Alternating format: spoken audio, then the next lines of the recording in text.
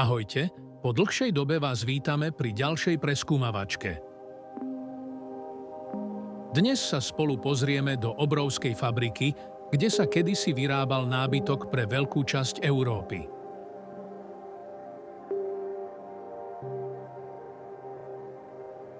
Z areálu je dnes už značná časť zbúraná a niektoré budovy dnes slúžia ako sklady, kancelárie alebo obchody. No stále tu ostávajú miesta, ktoré pripomínajú pôvodnú výrobu.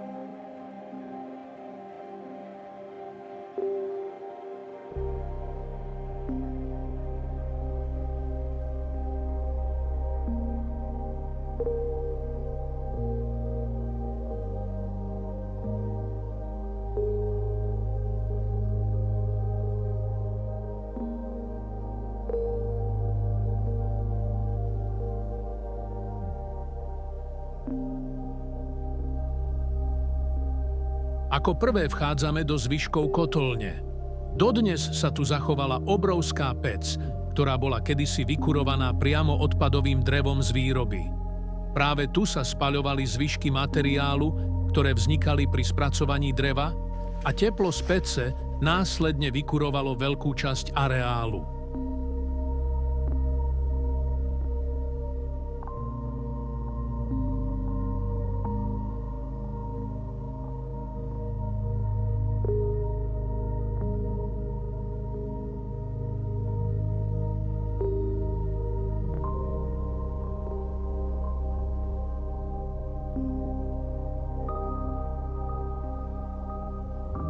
Teraz sa presunieme do výrobných hál.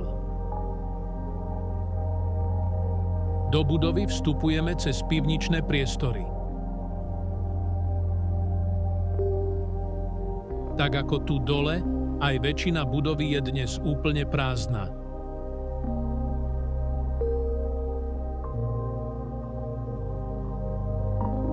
Výrobná technológia je dávno preč, takže môžeme len odhadovať, čo sa kde nachádzalo. Napriek tomu sa tu stále dajú objaviť zaujímavé pozostatky minulosti.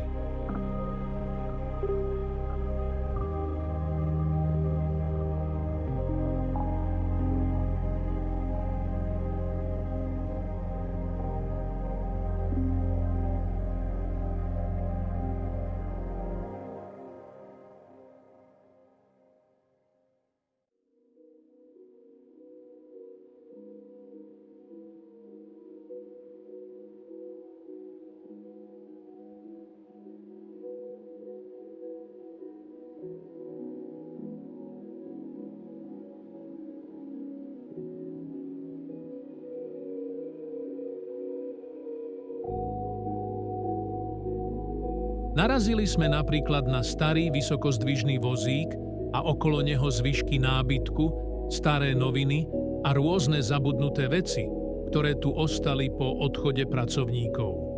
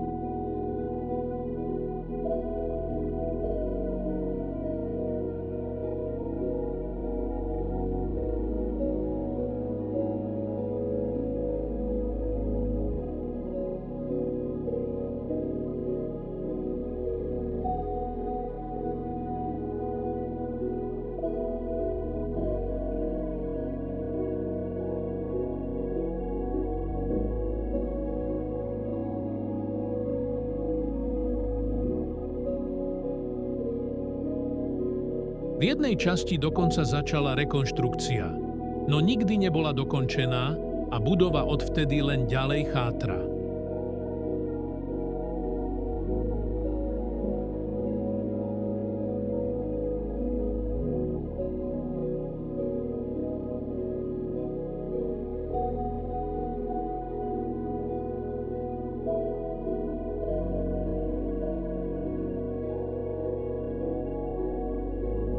Príbeh fabriky sa začal už koncom 19. storočia, keď tu vznikla výroba ohýbaného nábytku, najmä stoličiek z bukového dreva. Výrobky z Martina sa postupne dostali do celej Európy aj mimo nej a továreň zamestnávala stovky ľudí. Miestna výroba sa stala symbolom kvality a mnoho domácností malo doma stoličky alebo nábytok práve odtiaľto. Počas socializmu patril závod medzi veľké nábytkárske podniky Československa a produkcia sa rozšírila aj o ďalší nábytok. Neskôr aj čalunené súpravy. Po roku 1989 však prišli ekonomické zmeny, konkurencia zo zahraničia a postupné problémy s výrobou. Fabrika sa snažila prežiť privatizáciu aj nové podmienky trhu, no výroba postupne slabla.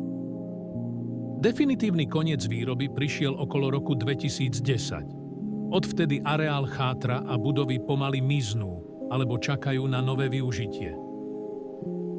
Objavili sa plány na prestavbu územia, no veľká časť areálu zostáva opustená a dnes je cieľom urbex nadšencov. Keď dnes kráčaš opustenými halami, je ťažké predstaviť si, že tu kedysi pracovali stovky ľudí a denne odtiaľto odchádzali tisíce kusov nábytku do celého sveta. Miesto, ktoré kedysi symbolizovalo priemyselný rozmach, dnes pôsobí ako tichá spomienka na dobu, keď Martin patril medzi významné centrá nábytkárskej výroby.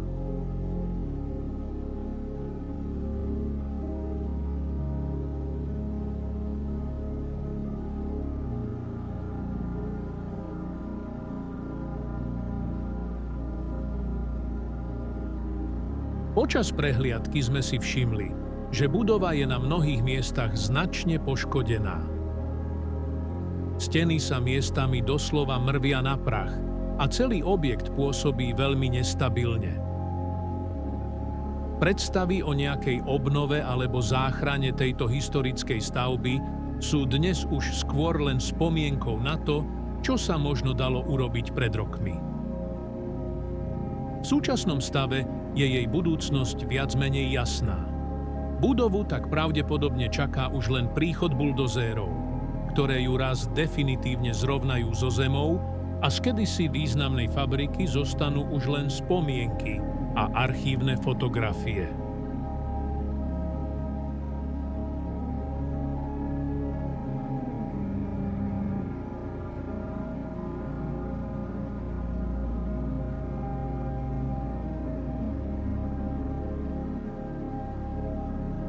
V opustených priestoroch už niekoľkokrát horelo, pravdepodobne tu oheň zakladali ľudia, ktorí tu hľadali úkryt alebo teplo.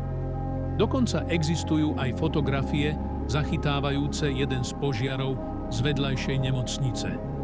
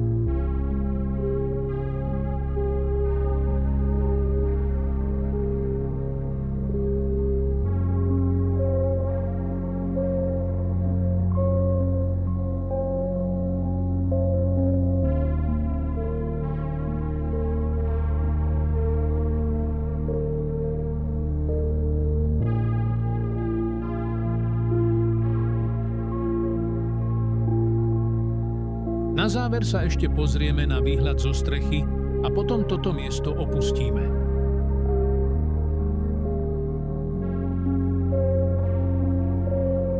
Video sa však ešte nekončí. Navštívime totiž pána, ktorý tu kedysi dlhé roky pracoval a dodnes si uchoval rôzne predmety z fabriky.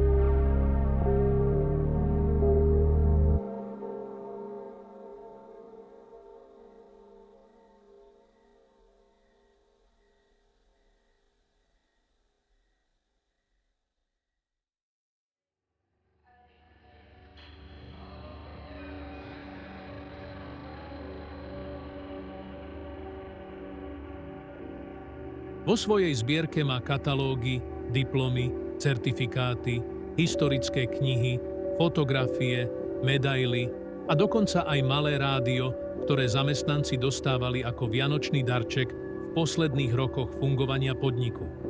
Možno sú to práve posledné veci, ktoré po tejto fabrike zostanú ako spomienka.